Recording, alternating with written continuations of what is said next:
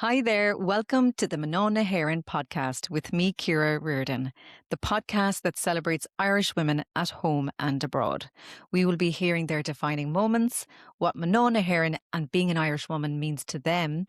We find out their favourite Irish saying, and we'll even find out if they prefer Barry's tea or Lyons tea towards the end of the podcast. This week's guest is the founder of Black Beech, a feminist fashion brand built on the belief that clothes aren't neutral and neither is business.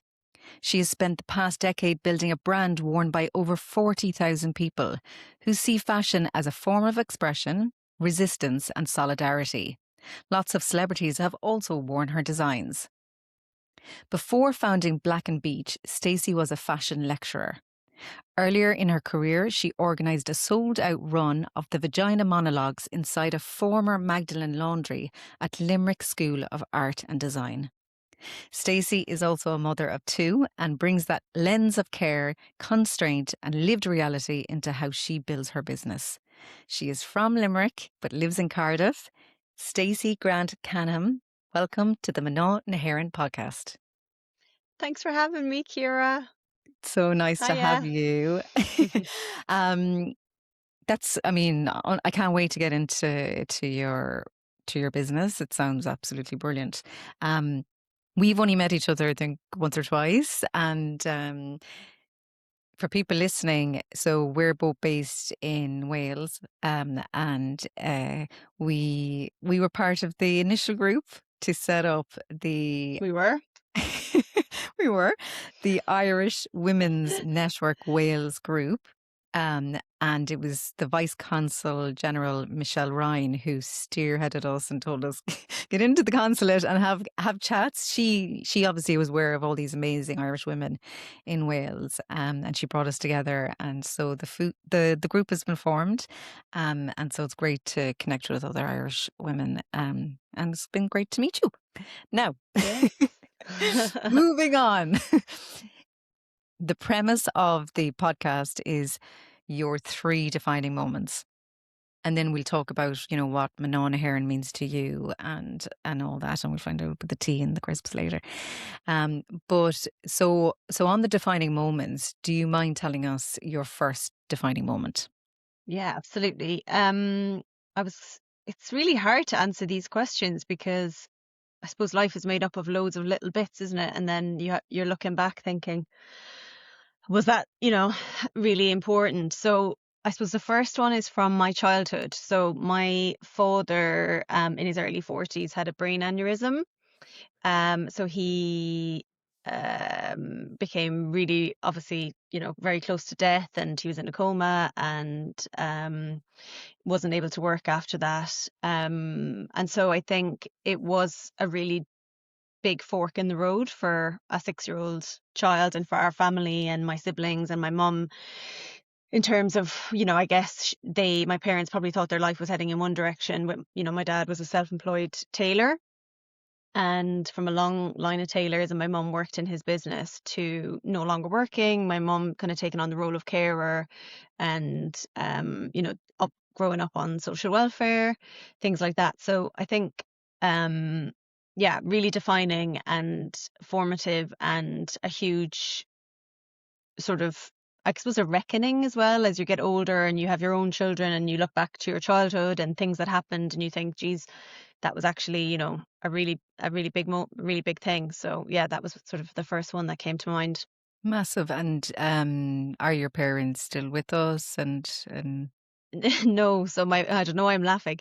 My mum has passed away, which is very sad. She was very young. And my dad is still with us. So he's still back in Limerick, and my sister, God bless her, is kind of taking on the role of carer for him. And so at the age of 6, sure, that's massive. Yeah, I think it's funny, like my brother and sister were older than me, so there's a bigger age gap with them, so they were teenagers. But I think when you're the little, the baby of the family, there's a sense of almost like they're too young to understand, or, it's different. I think then you see your own children going through those phases of being 6, and you think, geez, like it would have been great to have had a bit of counselling or a bit of sort of emotional support. It's so, I just think it's such an Irish experience as well. Like, I think I can only speak for myself, but we do come from a culture where there's a lot of um tragedy, and I think it's because we come from big families and, working class backgrounds as well, and all the different kind of health things that come within all of those things. But I think, the role of children in society today is so much more child centered for good and for bad. But back then, it's certainly, that whole experience was not centered on me as a child, which is not to criticize anyone. Everyone was doing their best, and God, my poor mother, like, kind of going through it. Yeah. I think she was probably just trying to keep her head above water. But Yeah. yeah, for me, I think it would have been great to have had a bit more emotional support, maybe. Yeah, definitely. We're probably similar age. Definitely, there was no counselling. I mean, even now, I mean, I think people are more okay. Irish people are more okay with going to counselors, but still, it's not like we're obviously not like America, where Yeah, that's just a normal thing. Like, meet up with your counselor once a week, shoot yeah, and breeze, yeah. I mean, I am that person now, but like, I think even our schools, like, I went to a school run by nuns and stuff, and I don't think there would have been any pastoral care or sort of like awareness within the schools. You were lucky if you had a teacher who was just empathic. And I did actually, in first class, I had a teacher who was really kind and compassionate to me. Um, but that's the look of the draw, you know? I Um, know. yeah, Yeah, that's why we're all our a bit age group are touched, we're what? a bit touched. No, I wasn't going to say but touched. I was going to say I was going to say that's why you got an amazing fashion brand, and I'm doing well in journalism, and we're fighting the fight, Oh, like yeah. I mean, I think when I was looking at your questions and thinking about all of the what makes you proud to be Irish and the women that you admire and stuff, it's definitely that spirit. And maybe, you need a bit of adversity to develop that skill or to develop that character trait. yeah, yeah, exactly. You mentioned there that your dad was a or was a tailor, Yeah. and you come from a family of tailors. So is that what um made you want to go into fashion? Not really, but I think it's like it sort of fascinates me when I think back, because I was really lucky in school that I knew I wanted to kind of go to art college and do something creative, but I liked history and English and that as well. Um, but yeah, I was really clear by the time I got to my Leaving Cert, I want to go to Limerick School of Art and Design, and I would like to do fashion, and I was very like, that's my plan. And I was the first, like my brother and sister hadn't gone to uni, so it was kind of first in the family. So I was quite single-minded about it. And uh, but in a way, the fact that my dad was a tailor was like a blessing and a curse, because it's a blessing in that, like, it's so inspiring, and I love to think about, the work that he was doing. And he went to Savile Row to train when he was a youngster, and his family ran a clothing factory in Limerick called Danis in the sort of 50s and 60s. But the kind of like the sadness of it is like not really being able to tap into that with him because of his sort of memory and his cognitive stuff. Um, so it's kind of, and also I had loads of baggage around being self-employed, which is why it took me so long to start, like, to be in the business full time, and probably why I went into lecturing, just that craving that kind of security of a steady job, having grown up in a situation where someone who was self-employed, lost everything. Yeah. Um, so that, I think there's just so many, this is why it's so defining, because there's so many layers to that onion of like the good and the bad and the challenge and the kind of influence of him. Like, he's such a archetype. I mean, everyone's parents are, but yeah, he's such an archetype around kind of, yeah, loss was the first word that came into mind, because he's very present, and he's alive and everything, and like love him to bits, but there is a loss there that we don't always have the words or the, like, we understand a child who loses a parent, like we understand the grief around that, and we kind of have a way of having a reckoning with that as adults. But I think when you have that kind of severe illness and a part of that person is lost, but they're physically present, we don't have an understanding for that. And I think the skills that he had as well, similarly, wasn't able to kind of maybe pass them on to me. And I think Yeah. my sister was really interested in his work as well. And yeah, so it's complicated, Yeah, I was going to say it's complex. very. Yeah. Thank you for sharing that with us. Your second defining moment. I'm laughing because I can literally hear my husband being like, your favorite thing to talk about is if a good funeral, like so Irish. But yeah, my second defining moment is the death of my mother. Because she was very young. She was only 59. She died in 2012 of ovarian cancer. Um, and yeah, I mean, of course, like how could that not be defining? To lose, your Mm. your primary kind of caregiver.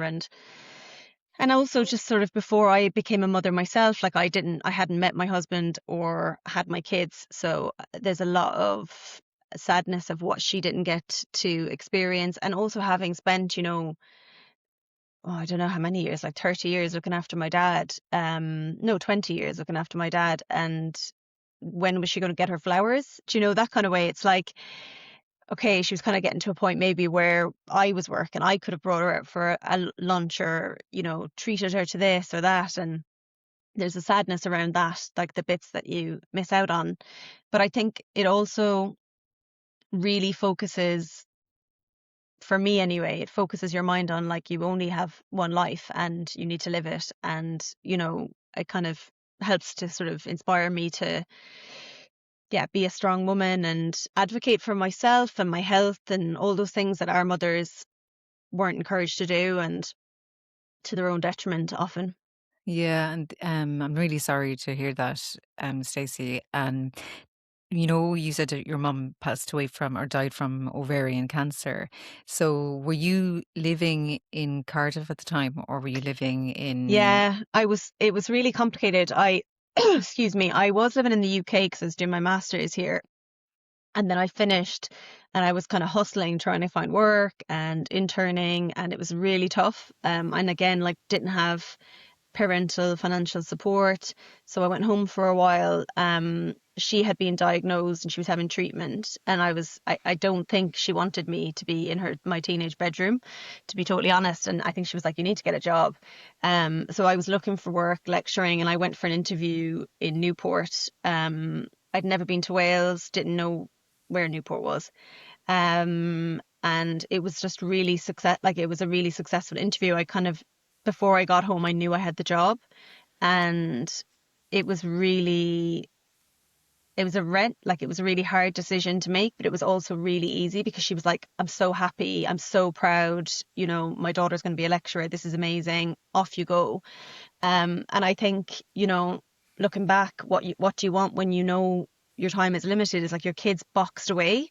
Like, you don't want to have your daughter on the dole in her teenage bedroom, kind of a bit lost. Like, so I think sometimes I feel a bit guilty. I moved away, but I also think it was a relief to her, Yeah. that I did. So I moved away in the autumn, and I was home for Christmas and on various visits, and then she died in the March. So I was home a couple of weeks before she died, which I was able to kind of be with her in the hospice and all of that. But yeah, it was hard then in the aftermath to go back to Wales, Mm. and go back to work. But hard, and also, like, there was a component of that where I was able to just box that away because that was in Ireland, and my life in Wales, I didn't have to sort of face that.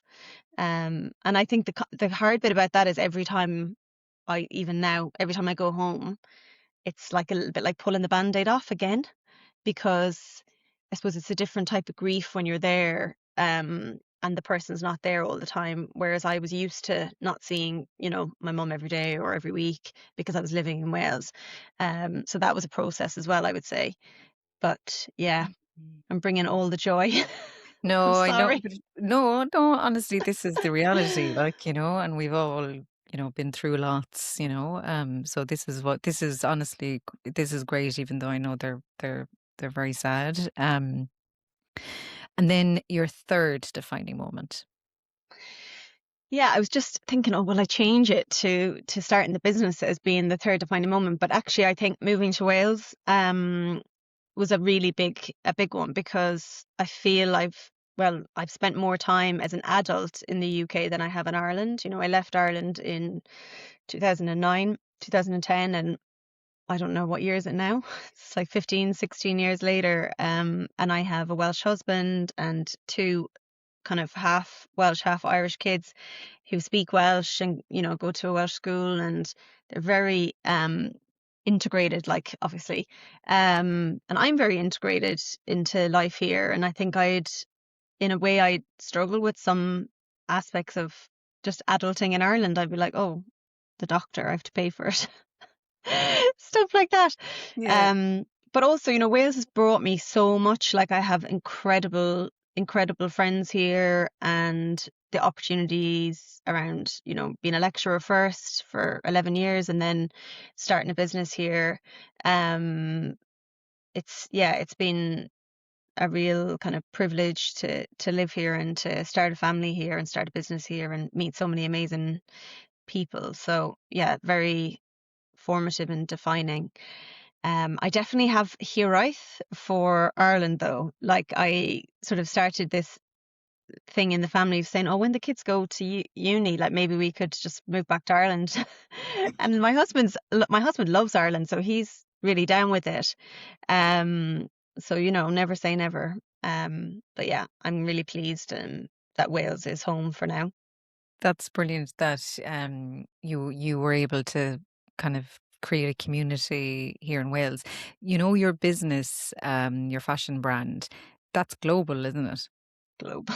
It is I global, isn't mean, it? I think it is because it's on the internet, like, I have got customers who, like, we have a nice customer base in America, and Europe, and like, we'll have the odd order from random places, like Scandinavian countries, or I think there's one customer in Hong Kong who comes back pretty often.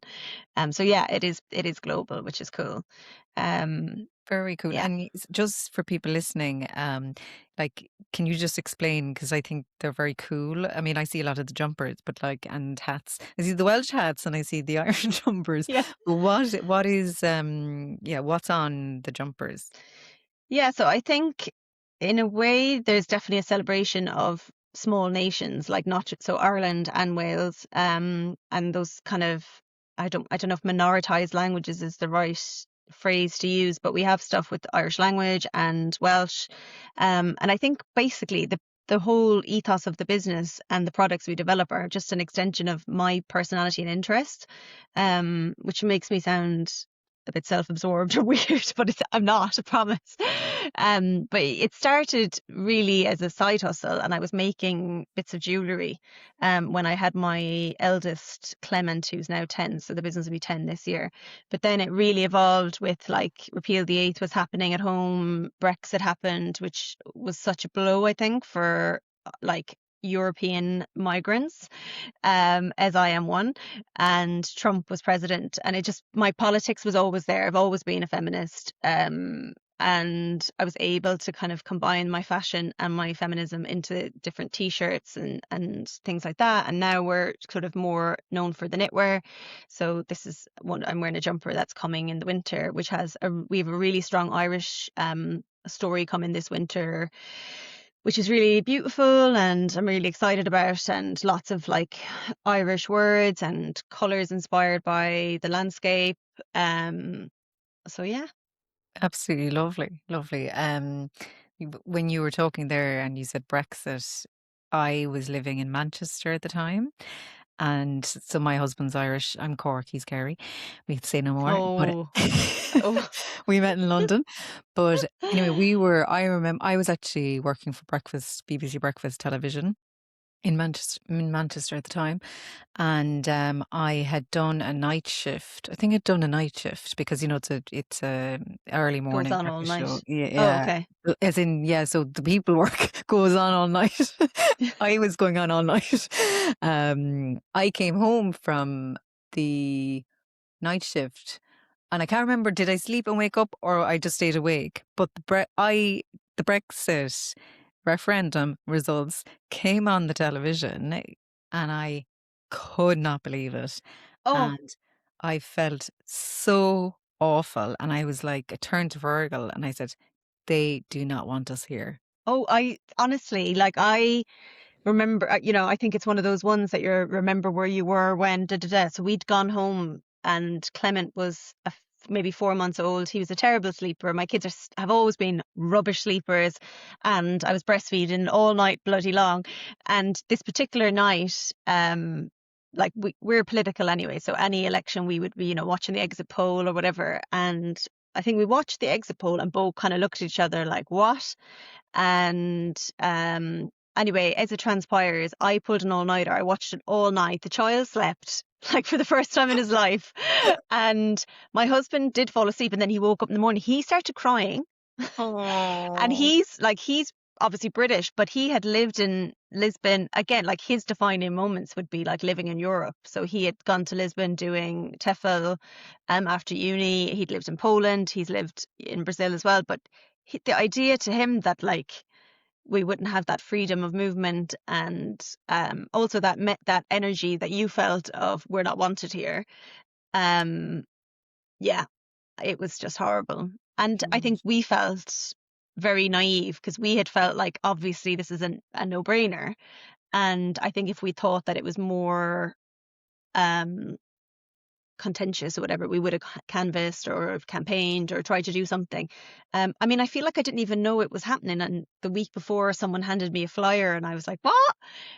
It just kind of felt like so shocking. Yeah, so yeah, shocking. it was shocking. But Stacey, we're still in the UK. So I don't know who's the winners. Oh, say nothing. I am really glad I live in Wales. That's all I'll say. Say no more. Okay, brilliant. Thank you for that. So next part. What comes to mind when you think of the term Manon hEireann, and what does being a Ban hEireann, an Irish woman, mean to you? Oh my God. It means, I actually feel like it's such a defining characteristic of who I am. Like, I think maybe it's just I suppose when you live outside Ireland, you just get really more Irish. Like, my cousins who live at home, when they come over for, I've got aunties who live in London, and if we have like a get together, they're all singing the national anthem and all sorts, like, at the end of the night. And my cousins laugh and they're like, we'd never do this at home. I'm like, I know, but it does make you so passionate and patriotic. And I think the more, like, I had an amazing experience actually last year. Sorry, now we went to Kerry, not Cork, but it was my 40th last year, and my UK, like, my Welsh friends were like, we really want to go to Ireland. Like, can we go to Ireland for your birthday just to kind of celebrate? So in the end, 14 of us went to Féile na Bealtaine in Dingle, and it was like one of the greatest weekends of all of our lives. Like, these girls had never been in Ireland, and it was like, it's that thing of, I could have pissed down and been absolutely shit, and all the pubs could have been rammed and we couldn't get in, but it was like the sun was splitting the rocks. Our Airbnb was like an old pub. The energy was amazing. We just had so much fun, and they were like, why the fuck don't you live? I spent the whole weekend being like, what am I doing? Why don't I live here? This is my happy place. It was like the best of Ireland. And I think just that friendliness, and I think that's one of the biggest differences living in the UK. Like, we started talking to some girls in the chipper. We ended up getting locked into the chipper. There, we were throwing like bags of chips, like rugby balls. We wouldn't let any men in. It was the funniest thing. It was just like random people. And then all weekend we'd bump into them. And I'm like, that's the difference. Like, that could never happen here in the UK. Sorry, my light keeps going off. That would never happen in the UK, because people are just, they're reserved in a different way. Like, I remember when I moved to Kingston upon Thames, which is near London, the first time I went to my local pub, with my new housemate, saying to this random person, like it was a guy, I was like, oh, where's good to go? Like, and he was like, why are you talking to me? Did he actually say that? He actually said, why are you talking to me? And I was like, because I just moved here and I don't know the area, like where are the good pubs? He And he was probably like, thought you were chatting him up. he probably did, but so what? Like, go with it. But he was like, and I was like, I don't, you know, and he was like, well, you know, those people. I was like, they're my new housemates I met today. But it's that cynicism. And I just Yeah, think, like, yeah, I think, and I suppose I'm so proud of it and so never want to lose that. And I think, yeah, yeah. that's, I don't know if that answers your question. It does, it does. And I totally agree because I've lived in London, Manchester, and Cardiff, and I think that'll be the last time I move around the UK. But,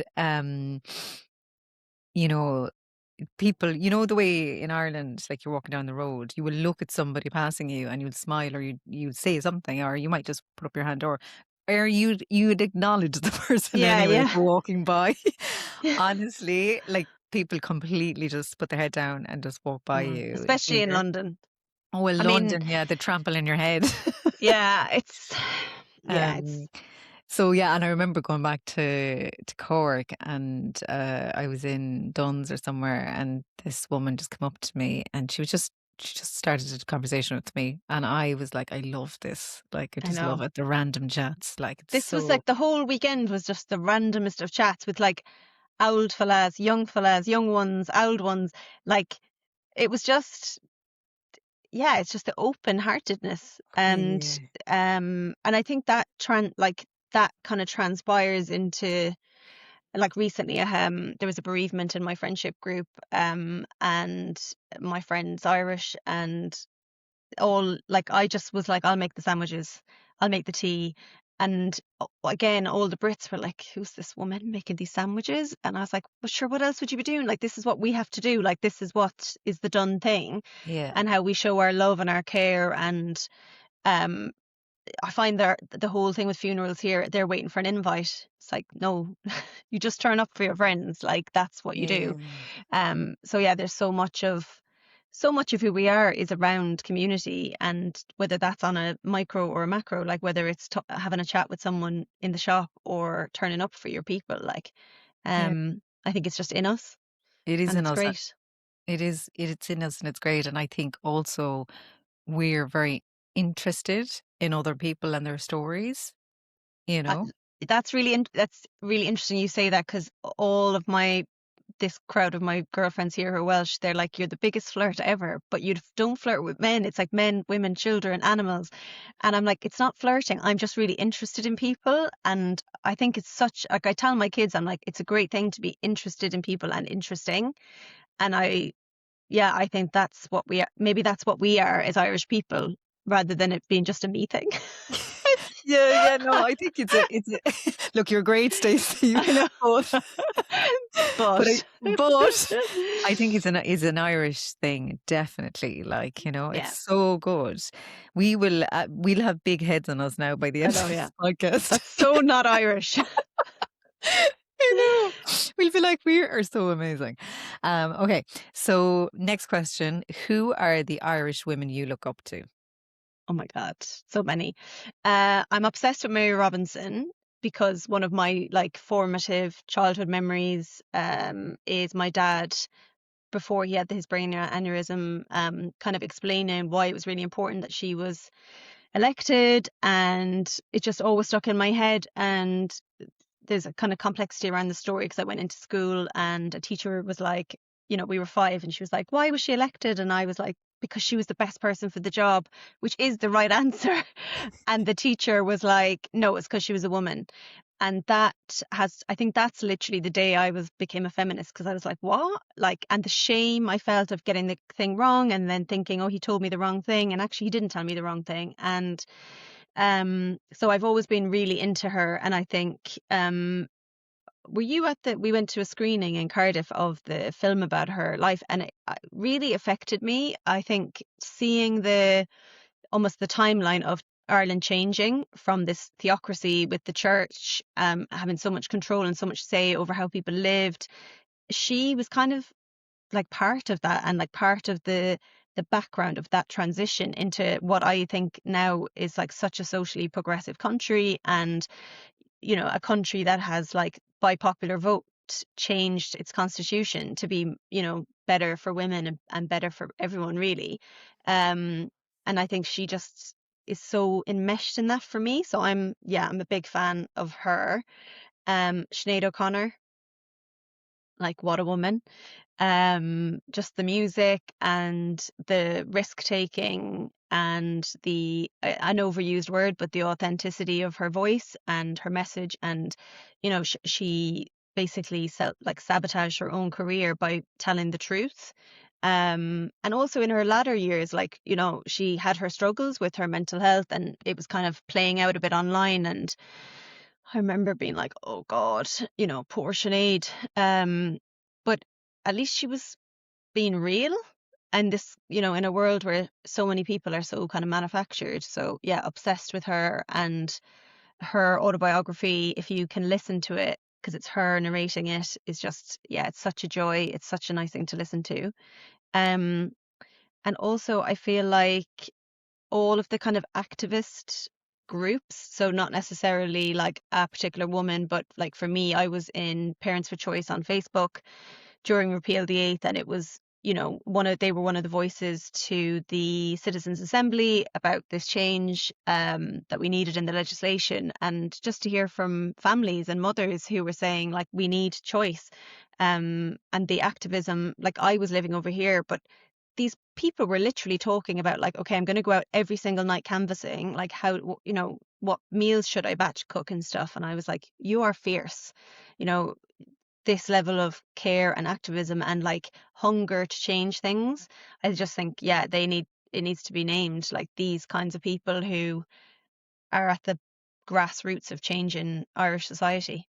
Definitely. And I think that, some people might have an idea of what an activist is or a feminist even, but in Repeal the Eight, so many Irish women and men literally went out to Yeah. canvas and, on social media and, I literally have got goosebumps thinking about it, like, yeah. yeah.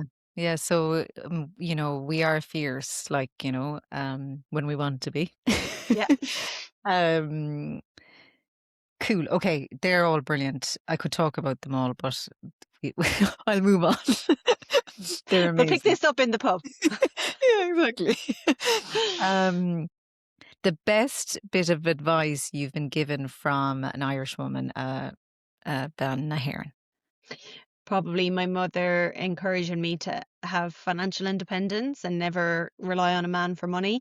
Um, I think, like, again, her generation, I don't have the exact dates, but, like, husbands being able to, um, kind of control huge levels of financial decisions. But even in the law, men could um do stuff with regards to mortgages. And I don't have the facts, but I can find them. But, like, the Mhm. kind of way that she went through that process. And then obviously she was working with my dad, so when that was gone, all their money, they had no money. So I think she was really, really encouraging to have your runaway money. um Sorry, the light keeps going off. And just that level of, yeah, independence, look after yourself and always have your own few quid. I think not always possible, and at different times it can be really challenging, but it's always in the back of my mind that I don't want money to be a reason that I stay in a situation that's not good for me, or whatever. So yeah, good advice, ma'am. Thanks. Yeah, very good advice. I got that advice as well. Your favorite Irish word or saying or phrase, and it can be in Irish, Oscuelga, or English. Um, One of my favorites is a swear, but so I won't repeat it, but it's a real Limerickism. But another real Limerickism is you're talking raw mate. And I was at a party recently with other Irish people and they'd never heard this. So I think it's must be a Munster thing. But even my kids say it now, which I love. But yeah, talking raw mate is like talking rubbish. And my sister would say, like, oh, he was talking Romation. Just, it's so good. Um, and yeah, I don't know if there's an English equivalent, but it just sounds great. But grand as well. I feel like grand. just covers a multitude. It's such a great turn of phrase. But yeah, Romesh and my swear from Limerick. You're sure you're going to I'll have to tell you tell me later. that offline. But it's language is really powerful. Like you can't talk like that to people who aren't Irish. They think like I mean, my husband's known me for 15 years and he still thinks I'm so aggressive because I swear at a normal level for Manona Heron, in my opinion.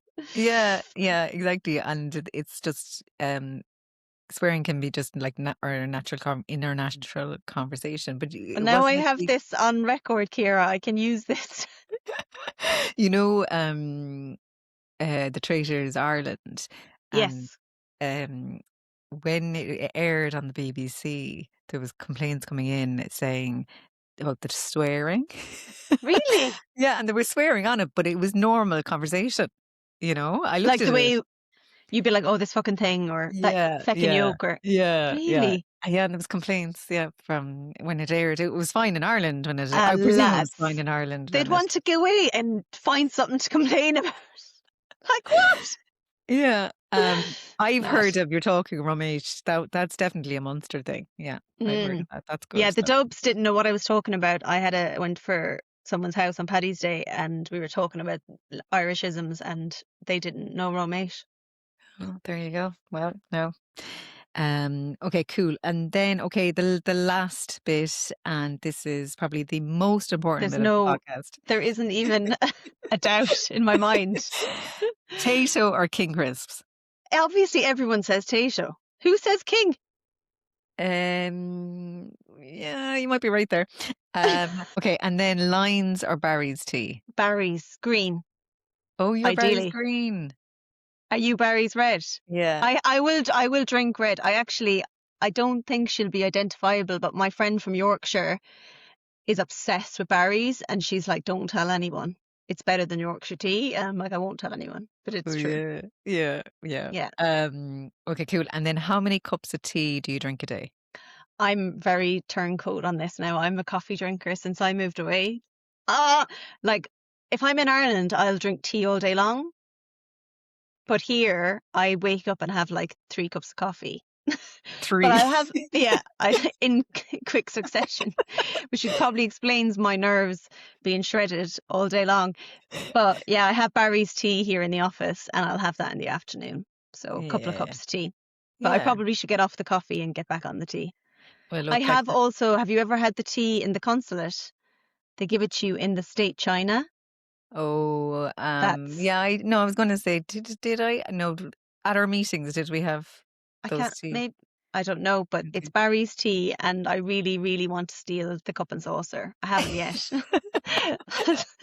But I'm like, They'll listen and they'll know that you're going to do it. Um, okay, oh, that's it, Stacey. Stacey oh. Grant-Canham, thank you so much for sharing your defining moments with us, and thank you for being on the Manana Heron podcast. Thanks a million for having me. It was great fun. No, it's been great. Gurav Mila Magot. Diolch. Oh.